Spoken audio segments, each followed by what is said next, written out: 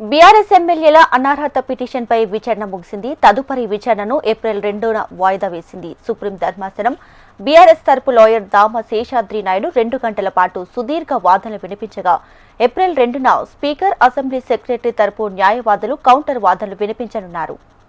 Right, ఇక BRS ఎమ్మెల్యేల అనర్హత పిటిషన్పై విచారణ ముగిసింది. దీనికి సంబంధించి పూర్తి డీటెయిల్స్ తో మా ప్రతినిధి రామకృష్ణ సిద్ధంగా ఉన్నారు. రామకృష్ణ, ఇక పార్టీ మారిన ఎమ్మెల్యేల అనర్హత పిటిషన్ పై సుప్రీంకోర్టులో విచారణ జరిగింది. మరి ఈ విచారణ చేపట్టిన జస్టిస్ బిఆర్ గవై ధర్మాసనం కేసుని ఏప్రిల్ 2కి వాయిదా వేసింది. ఇక పార్టీ మారిన ఎమ్మెల్యేల అనర్హతకి సంబంధించి సర్వోన్నత న్యాయస్థానం చాలా సీరియస్ గా ఉంది. బీఆర్ఎస్ ఎమ్మెల్యే పాడి కౌశిక్ రెడ్డి తరఫున న్యాయవాది సుందరం వాదనలు వినిపించారు. 3 ఎమ్మెల్యేలపై వేరువేరుగా ఫిర్యాదు చేసిన స్పీకర్ స్పందించలేదంటూ కూడా పేర్కొన్నారు. నోటీస్ కూడా ఇవ్వలేదని చెప్పారు. ఒక ఎమ్మెల్యే కాంగ్రెస్ తరఫున లోక్సభ ఎన్నికల్లో పోటీ చేసి ఓడిపోయారని, ఆ తర్వాత కూడా బీఆర్ఎస్ లో ఉంటున్నామని తమకు చెప్తున్నారని చెప్పేసి ఈ విషయాన్ని కోర్టు దృష్టికి తీసుకొచ్చారు.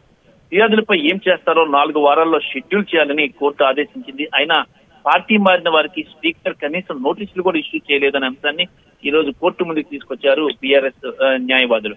అయితే ధర్మాసనం కొన్ని వ్యాఖ్యలు చేసిన తర్వాతే నోటీస్ ఇచ్చారని, 3 వారాల్లో రిప్లై ఇవ్వాలని ఫిబ్రవరి 13న స్పీకర్ నోటీసులు ఇచ్చారని చెప్పారు. అయితే 3 వారాలు అయినప్పటికీ కూడా నోటీసులు ఎటు వెళ్ళాయో తెలియదు. తాము చేసిన ఫిర్యాదుపై నా స్పీకర్ షెడ్యూల్ కూడా చేయలేదంటూ కూడా సుందరం సర్వోన్నత న్యాయస్థానం దృష్టికి తీసుకెళ్లారు. ఈ నేపథ్యంలో స్పందించినటువంటి జస్టిస్ గవాయ్ ఇక పార్టీ ఫిరాయింపులకు వార్షికోత్సవం అయిందా అని ఆయన వ్యాఖ్యానించారు. అంటే పార్టీ ఫిరాయింపుల విషయంలో స్పీకర్ నిర్ణయాన్ని కొంత వ్యంగ్యంగానే ఇక్కడ జస్టిస్ గవాయ్ వ్యాఖ్యానించడం జరిగింది. మరి ఇలాంటి వ్యవహారాల్లో రాజ్యాంగ ధర్మాసనాల తీర్పులు ఉన్నాయని జస్టిస్ బిఆర్ గవాయ్ ధర్మాసనం పేర్కొంది. ఎప్పట్లోగా తేల్చాలనే విషయంలో గతంలో తీర్పులు స్పష్టంగా చెప్పలేదని పేర్కొంది. అలాంటప్పుడు ఆ తీర్పులు కాదని ఎలా ముందుకు వెళ్ళగలమని వ్యాఖ్యానించింది.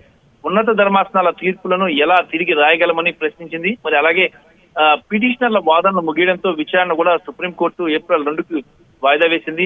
అయితే ఇక్కడ విషయం ఏంటంటే బీఆర్ఎస్ తరఫున న్యాయవాదుల వాదనలు పూర్తిగా ముగిశాయి. మరి ఇక స్పీకర్ తరఫున అలాగే అసెంబ్లీ సెక్రటరీ తరఫున వాదనలు ఉన్నాయి. మరి ఈ ఏప్రిల్ 2న కౌంటర్ వాదనలన్నీ వినిపిస్తారని చెప్పేసి సమాచారం అందుతుంది. మరి గతంలో రాజేంద్ర సింగ్ రాణా కేసులో కోర్టు జోక్యం చేసుకుని కేవలం 4 వారాల్లోనే నిర్ణయం కూడా జరిగిపోయిందని కోర్టు దృష్టికి తీసుకెళ్లారు బీఆర్ఎస్ తరఫున న్యాయవాదులు.